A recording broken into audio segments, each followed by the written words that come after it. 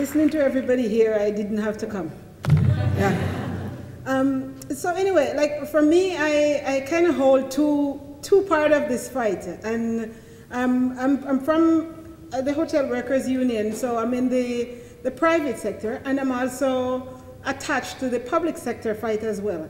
And I think, you know, as everybody talked about 2 years ago, if we have one of those paper calendar in 2010, we should store it and frame it. Because all over the world, 2010 made its mark, and we're still reeling in it. Because for me, I remember I was seconded to work with the Toronto and York Region Labour Council to get ready for the municipal election in 2010. And during that time, and I think it was the first time that Labour Council actually had a sit-down interview where we would bring in councillors to interview with different union leaders and to talk about our issues that's near and dear to our heart.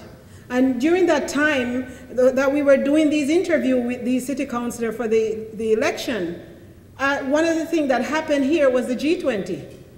And during that time of the G20, we know the bruise and the mental abuse of it, but one thing did happen. Leaders from all over the world, governments from all over the world came here. And they tore apart our life in so many ways, where they didn't fix anything. All we knew, G20 was where the beginning of all the misery, and now they're saying to us that it's our fault.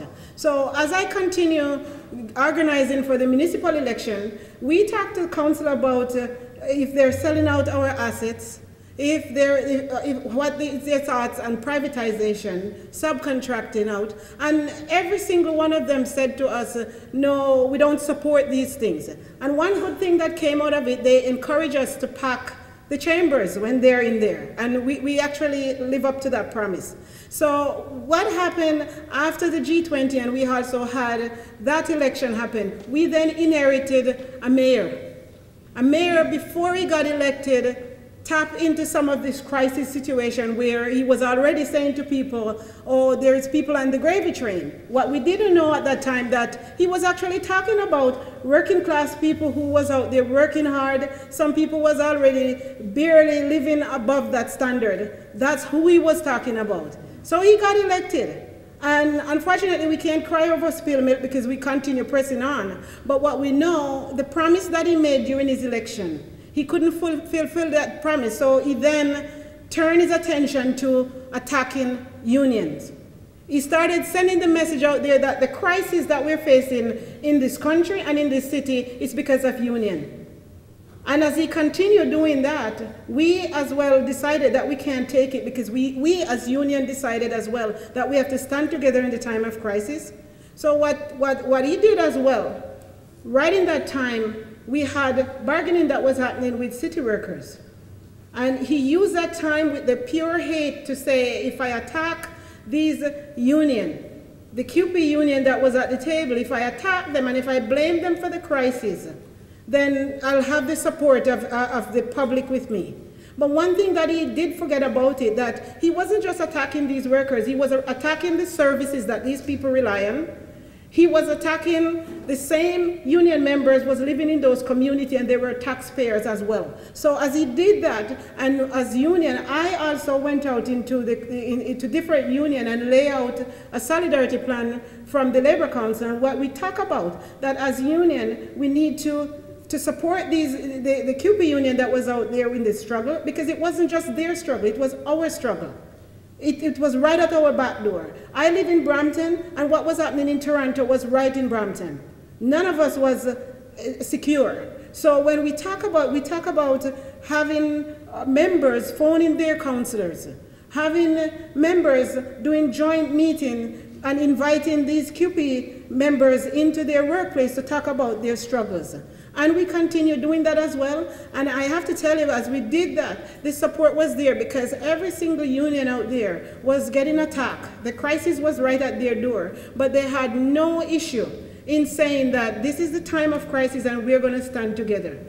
And we organized ourselves, and we didn't just do that. We also organized ourselves with the community, because this was a community issue as well. It was our neighbor issue. And those community members was phoning the politician. They were knocking on doors as well. And we all packed that chambers. After all, they told us to come there. So we got in the chambers and we packed the chambers. We were not just there with union flags. We were there as people that was living in this community.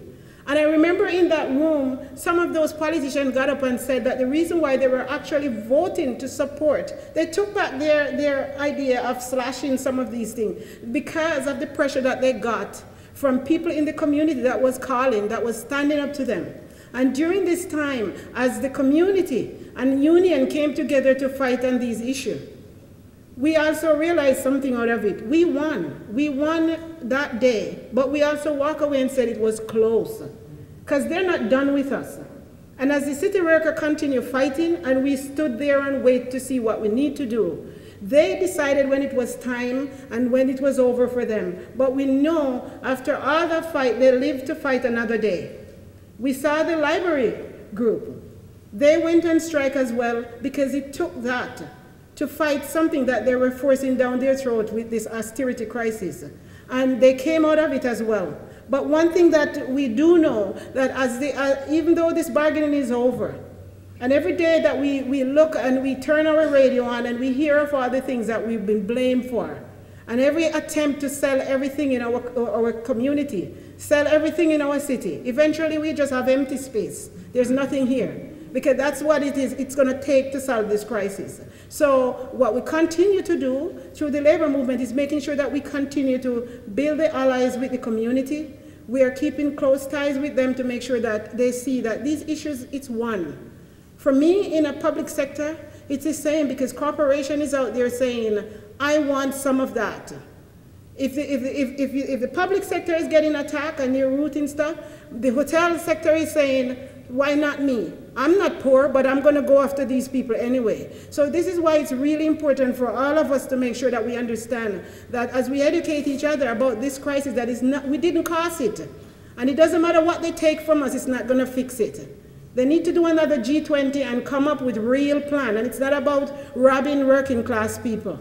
So this is one of the reasons I come out here today, and I feel like I'm doing a 10-minute speed thing that I'm doing as well. So just to put it out there, that as we face these crises, and when I speak, I'm not talking about just Toronto.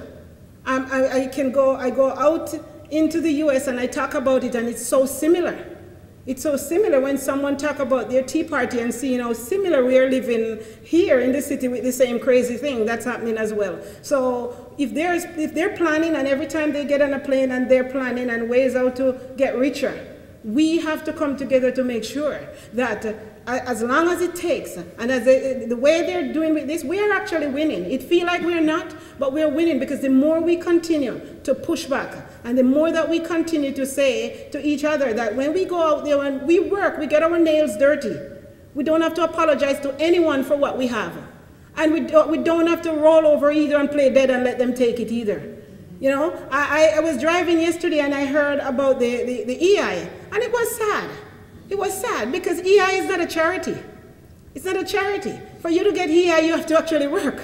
So to see we're in a space now where you're punishing people because you can't create job for them is another eye-opener for us to see that once they're finished with one thing, they're going to jump onto something else. You know, we hear our sister here talk about the whole system that they have, and I was here saying to Carolyn, I said, it's the same. Whether you have a welfare or an EI, they're all talking and they're looking for ways to attack. And we have to make sure that we grab onto what we have and make sure that it's not a union and them. We are all working people. We all have the community here. We have the corner store. We have the neighbor that we never introduce ourselves to. We are all struggling. The bus driver, he's next door to us and we didn't know that until something happened and we go, wait a minute, that face on the news, that's my neighbor. And I think this is an opportunity that we do have to start getting to know each other and talk about what's really wrong and what's at stake. Because at the end of the day, they really don't care if it's union. They can call it union as much as they want, because it's the whole idea to say those are the richer.